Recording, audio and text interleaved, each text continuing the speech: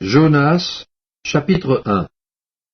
La parole de l'Éternel fut adressée à Jonas, fils d'Amittai, en ces mots. Lève-toi, va à Ninive, la grande ville, et crie contre elle, car sa méchanceté est montée jusqu'à moi. Et Jonas se leva pour s'enfuir à Tarsis, loin de la face de l'Éternel.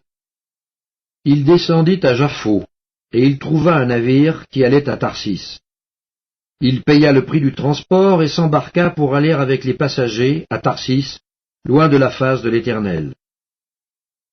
Mais l'Éternel fit souffler sur la mer un vent impétueux, et il s'éleva sur la mer une grande tempête. Le navire menaçait de faire naufrage. Les mariniers eurent peur, ils implorèrent chacun leur Dieu, et ils jetèrent dans la mer les objets qui étaient sur le navire, afin de se le rendre plus léger. Jonas descendit au fond du navire, se coucha, et s'endormit profondément. Le pilote s'approcha de lui et lui dit, « Pourquoi dors-tu? Lève-toi, invoque ton Dieu. Peut-être voudra-t-il penser à nous, et nous ne périrons pas. » Et ils se dirent l'un à l'autre, « Venez, et tirons au sort pour savoir qui nous attire ce malheur. » Ils tirèrent au sort, et le sort tomba sur Jonas. Alors ils lui dirent, « Dis-nous qui nous attire ce malheur. Quelles sont tes affaires, et d'où viens-tu? Quel est ton pays, et de quel peuple es-tu? » Il leur répondit, « Je suis Hébreu, et je crains l'Éternel, le Dieu des cieux, qui a fait la mer et la terre. »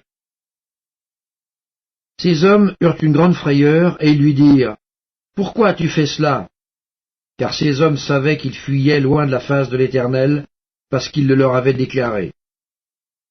Ils lui dirent, « Que te ferons-nous pour que la mer se calme envers nous? » Car la mer était de plus en plus orageuse. Il leur répondit, « Prenez-moi et jetez-moi dans la mer, et la mer se calmera envers vous, car je sais que c'est moi qui attire sur vous cette grande tempête. » Ces hommes ramaient pour gagner la terre, mais ils ne le purent parce que la mer s'agitait toujours plus contre eux. Alors ils invoquèrent l'Éternel et dirent, « Ô Éternel, ne nous fais pas périr à cause de la vie de cet homme, et ne nous charge pas du sang innocent. Car toi, Éternel, tu fais ce que tu veux. » Puis ils prirent Jonas et le jetèrent dans la mer. Et la fureur de la mer s'apaisa. Ces hommes furent saisis d'une grande crainte de l'Éternel, et ils offrirent un sacrifice à l'Éternel, et firent des vœux.